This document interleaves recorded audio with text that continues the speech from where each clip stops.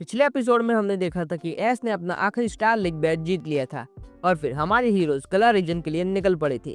तो अब आगे आखिरकार एस, आयरिस और साइलेंट गला रीजन में आकर पहुंच चुके हैं और एस काफी ज्यादा एक्साइटेड होता है क्योंकि वो देखना चाहता था कि उनके दोस्तों का रिएक्शन क्या होता है।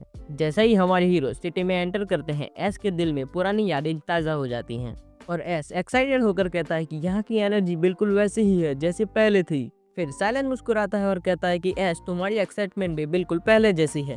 लेकिन फिर आयरिस आसपास देखते हुए कहती है कि मुझे देखना है कि यहाँ के नए पोकेमॉन ट्रेनर्स कैसे बैटल करते हैं।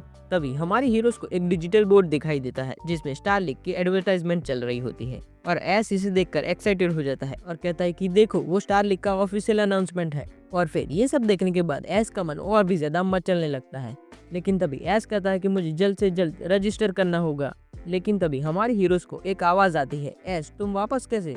लेकिन तभी हमें दिखाई देता है कि गो और क्लोई ऐश को देखकर दोनों शॉक हो जाते हैं और फिर गो हैरान होकर पूछता है कि ऐश तुम यहाँ कैसे? फिर ऐश मुस्कुराता है और कहता है कि मुझे स्टार लीग के लिए रजिस्टर करना है, तो सोचा तुमसे मिलता चलूं। और फिर क्लोई मुस्कुराते हुए कहती है कि तुम कभी बिना सरप्राइज दिए नहीं आ सकते ना। लेकिन फिर ऐश मजाक करता है और कहता है कि सरप्राइज का असली मजा तो तब होता है जब वो अनएक्सपेक्टेड हो। लेकिन तभी गो एक्साइटेड होकर कहता है कि तुम वापस आए हो तो एक चीज कंफर्म है, यहाँ कुछ ना कुछ धमाकेदार होने वाला है। लेकिन तभी क्लोई ध्यान देती है कि ऐश के साथ आयरिस और साइलेंट भी हैं और फिर क्लोई कहती है कि ओह वाह, तुम दोनों भी आए हो, तुम दोनों कैसे हो? लेकिन फिर आयरिस मुस्कुराते हुए कहती है कि हम तो बढ़िया है, बस ऐश के नए एडवेंचर का हिस्सा बन गए हैं। लेकिन फिर साइलेंट भी कहता है कि एक नया सफर का स्वाद लेने आए हैं हम तो। उसके बाद गो ऐश की तरफ देखता है और हंसता है और तभी कहता है कि तो तुम सिर्फ हमसे मिलने आए हो या फिर एक फ्रेंडली बैटल भी चलेगी? और फिर ऐश कॉन्फिडेंट स्माइल देते हुए कहता है कि बैटल मुझसे पूछ रहे हो, तुम जानते हो ना कि मैं कभी मना नहीं करता।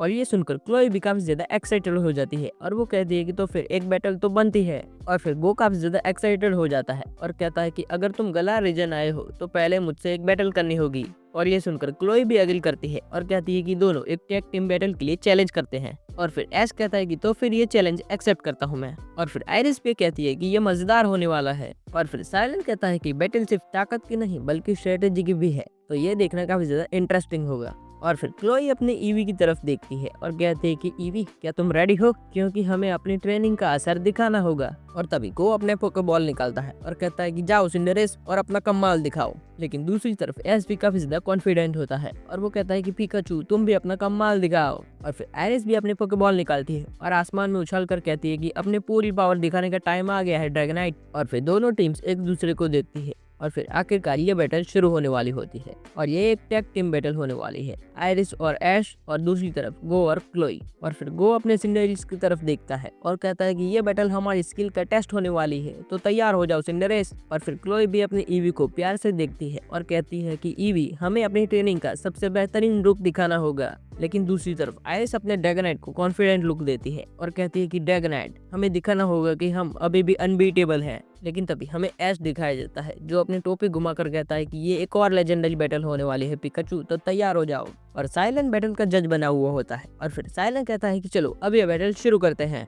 और फिर दोनों टैग टीम्स के बीच में बैटल शुरू होती है। गो कॉन्फिडेंट स्माइल देते हुए कहता है कि सिंडरेस चलो शुरू करते हैं, पायरो बॉल का इस्तेमाल करो। और एक फ्लेमिंग फुटबॉल हवा में घूमता है और पिकाचू की तरफ बढ़ता है। लेकिन तभी ऐश तुरंत कहता है कि पिकाचू, क्विक अटैक से इसे डॉज करो और काउंटर अटैक करो। और फिर पिकाचू बिजली की रफ्तार से मूव करता है और आसानी से डॉज कर लेता है। लेकिन तभी सिंडरेस ब्लेज किक का इस्तेमाल करता है और ईवी क्विक अटैक का इस्तेमाल करती है। लेकिन तभी पिकाचू और ड्रैगनाइट डिफेंसिव अटैक में आ जाते हैं। लेकिन फिर ऐश और आयरिस मिलकर काउंटर अटैक करते हैं। तभी ऐश कहता है कि पिकाचू एजिलिटी का इस्तेमाल करो और ब्लेज किक से बचो और फिर एक पावरफुल आयरन टेल से जवाब दो। लेकिन तभी ड्रैगनाइट भी हवा में उछलकर हरिकेन का इस्तेमाल करता है जो बैटलफील्ड में एक आंधी जैसा इफेक्ट पैदा कर देता है और इस वजह से ईवी और सिंडरेस अपना बैलेंस खो देते हैं। और तभी क्लोई चिल्लाकर कहती है कि ईवी डबल एज का इस्तेमाल करो।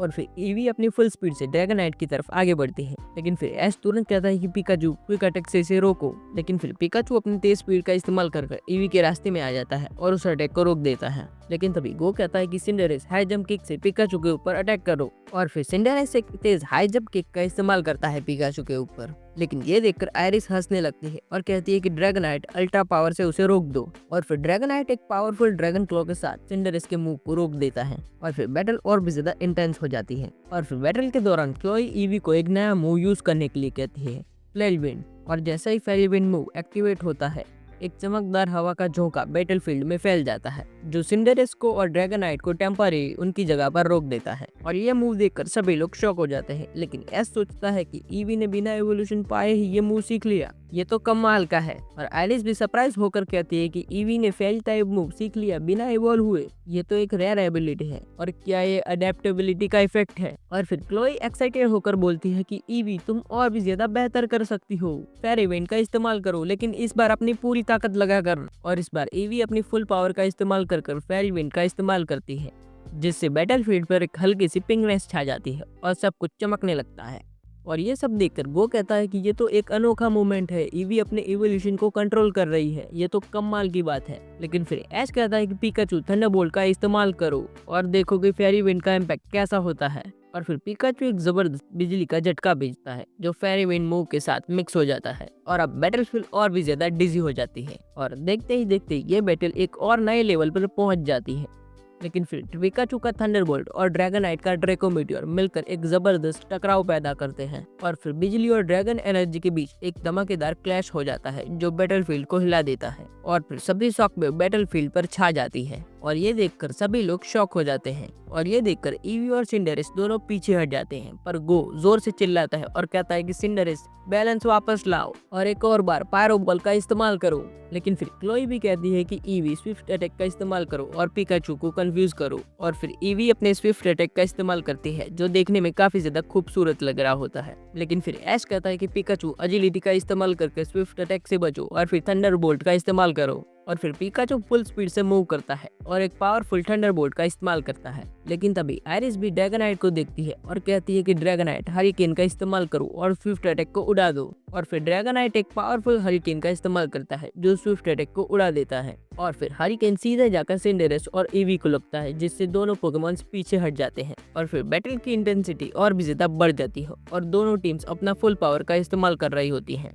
और फिर आखिरकार ऐश और आइरिस ये बैटल जीत जाते हैं। और तभी गो और क्लोई मानते हैं कि ऐश और आइरिस अब भी अनबीटेबल टीम है। और तभी गो हंसते हुए कहता है कि तुम दोनों अब भी अनबीटेबल हो। और फिर क्लोई भी मुस्कुराती है और कहती है कि हमेशा की तरह तुम दोनों एक परफेक्ट कोऑर्डिनेशन के साथ बैटल करते हो।